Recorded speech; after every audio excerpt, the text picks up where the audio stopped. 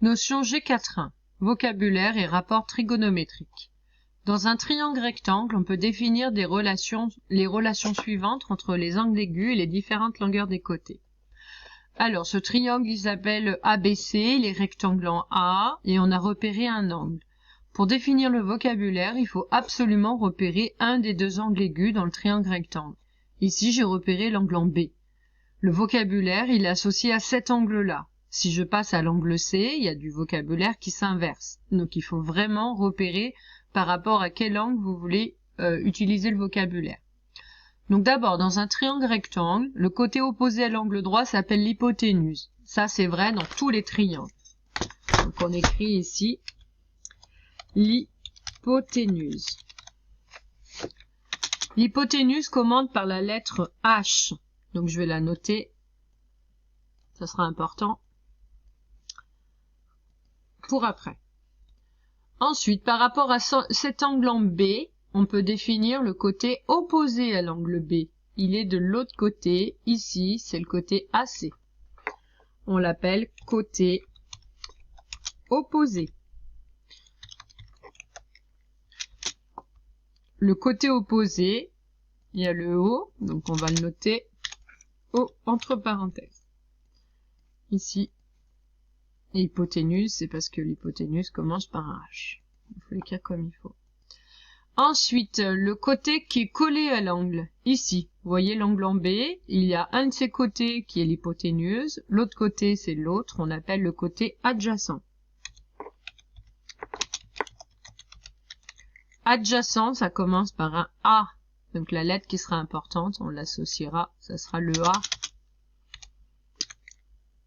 Donc ça, on va le faire après dans les exercices d'application. Ça va nous servir à faire des calculs de longueur ou à déterminer des mesures d'angle.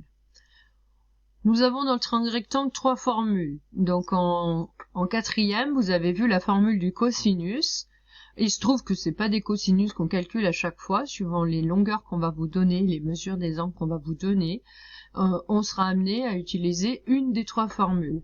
Donc le cosinus de l'angle ABC, donc c'est bien l'angle que j'ai repéré ici. Je vous rappelle que quand on nomme un angle, c'est la lettre du milieu qui est importante, c'est le sommet de l'angle. On le calcule en faisant le quotient du côté adjacent sur l'hypoténuse. En fait, c'est pas le côté adjacent, mais bien la longueur du côté adjacent sur la longueur de l'hypoténuse.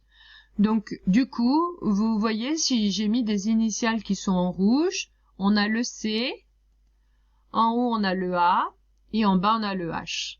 Ça, c'est ce qu'on appelle une formule, en fait, qu'on peut retenir, pour faire un moyen mémotechnique, et c'est ce qu'on appellera ici, alors le premier,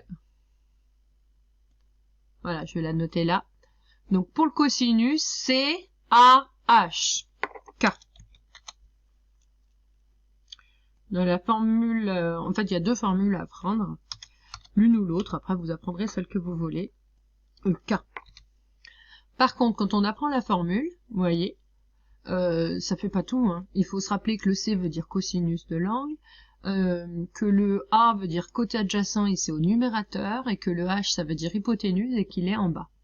Donc ça faut quand même avoir une idée, d'accord, ressemble à une formule trigonométrique, hein, donc c'est un rapport de longueur. Deuxième formule, le sinus de l'angle ABC, c'est le côté opposé sur l'hypoténuse. Donc S-O-H, SO. On dit SO, mais vous, dans votre tête, vous savez qu'il y a un H. La dernière, c'est la tangente. Ça se note tan. T-A-N. Donc, c'est des formules que vous retrouvez dans la calculatrice, sur votre calculatrice. Cos pour cosinus, sin pour sinus et tan pour tangente.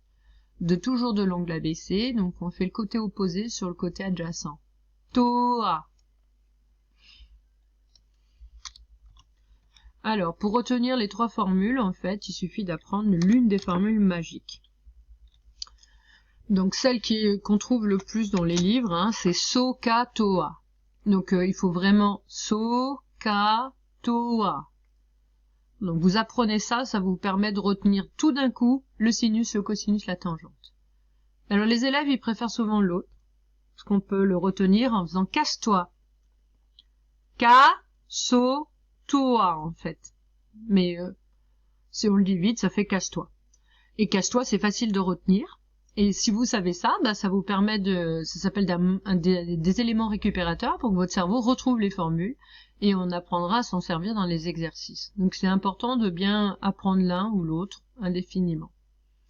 Remarque. Donc le sinus et le cosinus d'un tangente sont toujours inférieurs à 1. Vous pouvez pas obtenir un sinus égal à 2, donc ça se démontre grâce aux formules. Donc le cosinus c'est le côté adjacent sur l'hypoténuse, le sinus c'est le côté opposé sur l'hypoténuse, donc l'hypoténuse c'est le côté opposé à l'angle droit, mais vous avez vu ça depuis la 6e, que c'est aussi le plus grand côté dans le triangle rectangle.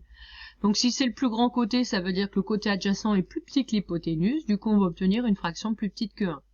Pareil pour le sinus. Par contre pour la tangente, vous voyez, on a côté opposé sur côté adjacent, il n'y a rien qui vous dit qu'il y a un côté plus grand que l'autre. Donc on peut obtenir... Voilà, c'est la deuxième remarque. La tangente d'un angle aigu peut prendre toutes les valeurs. Donc en particulier, quand on verra la notion G4.3 pour calculer des angles, si vous avez trouvé une valeur de sinus et que vous avez trouvé que ça fait 2, et que vous tapez à la calculatrice l'inverse du sinus, et ben la calculatrice va vous dire mat erreur. Ce n'est pas possible, puisque le sinus est forcément un nombre plus petit que 1. Voilà. Donc là, la notion est terminée.